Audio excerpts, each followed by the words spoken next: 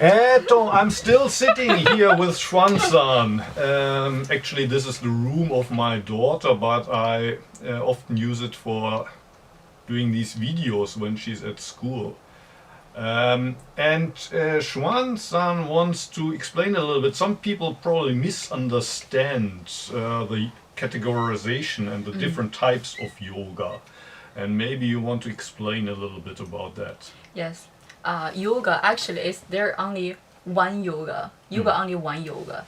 It's not the yoga class you see in the yoga studio.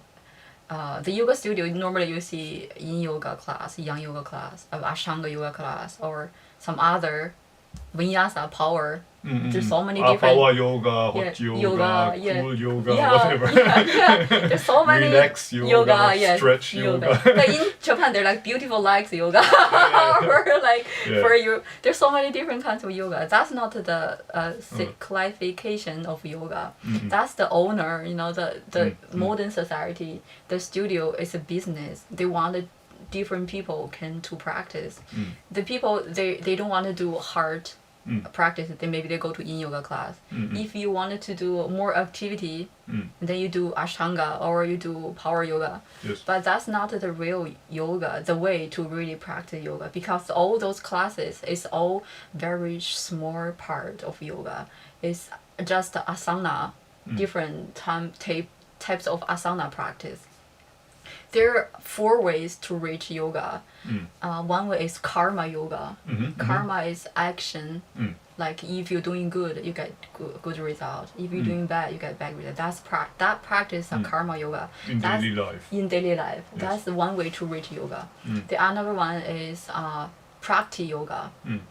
Prakti yoga is like mantra or your service to God. You pray. You pray everybody. That devotion. You're doing those things is one way to reach yoga.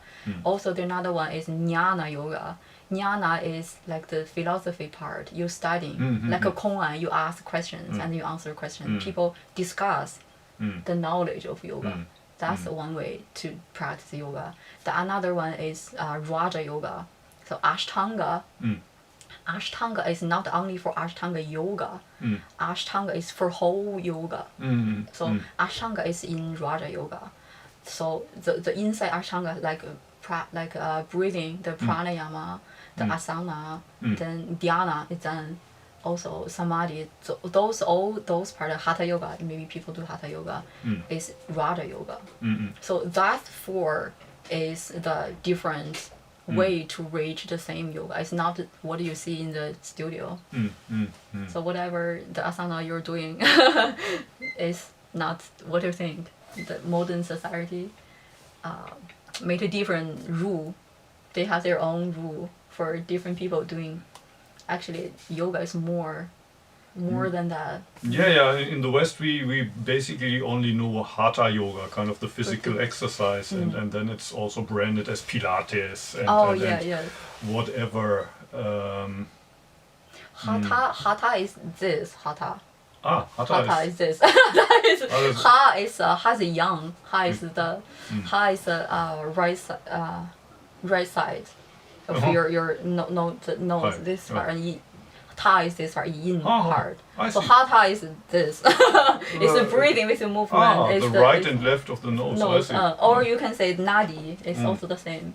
The yin. This is part nadi. That's hatha.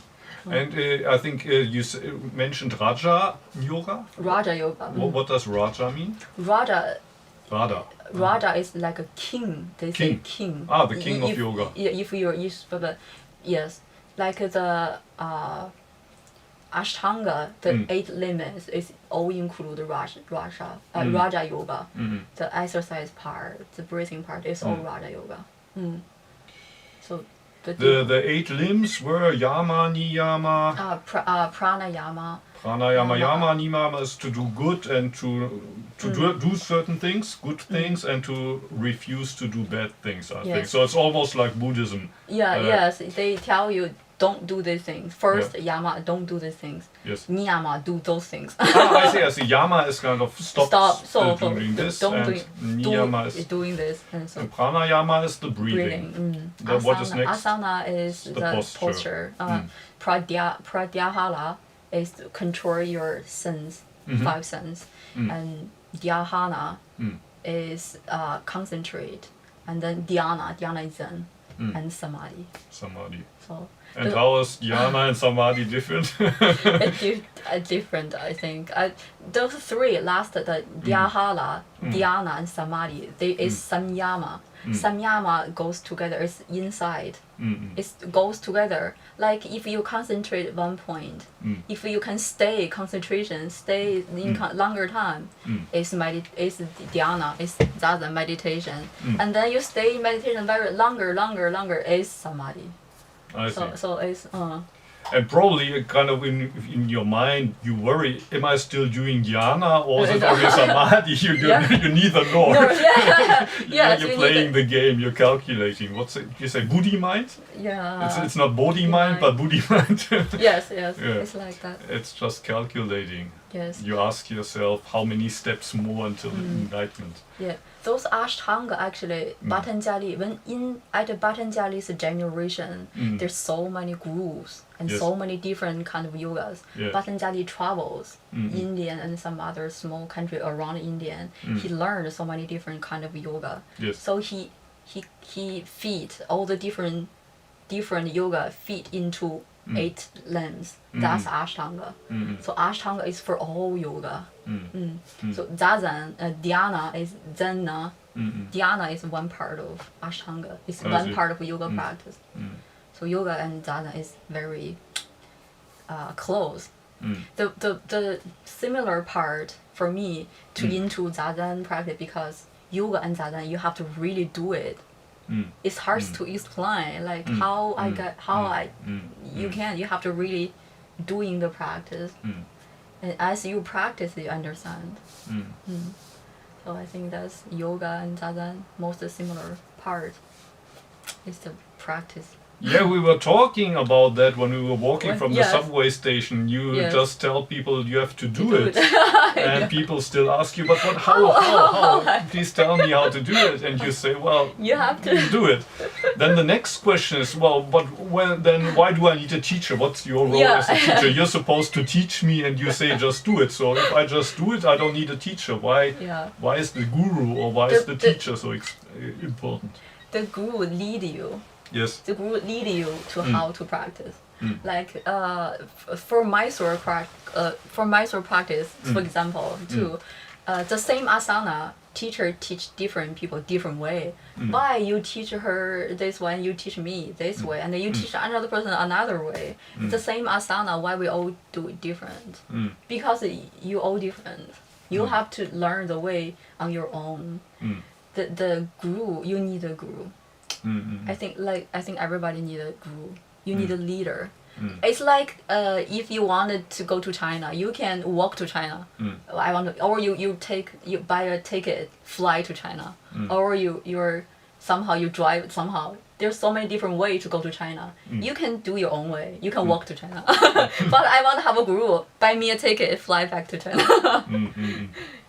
Yeah, in Buddhism sometimes you use the metaphor of a doctor. If you are sick, you need a medicine. So you need a doctor to give you the right medicine or tell you how to cure your sickness. But you cannot wait that the doctor will put the medicine in your mouth. So you have to take the medicine. You have to follow the instructions of the doctor. But if you try to cure your illness without the doctor, it's not impossible, but it's quite a task. You have to be a genius, and it's safer to have a doctor who maybe has had the same sickness and who knows the medicine, and he knows if you take this medicine you're going to be cured, but still you are the one who has to take the medicine every day. You have to really do the practice. I tell you, but you have to really you have to really do it. The guru is very important. Everybody need a guru. I miss my guru. I want to go to India. I can't go.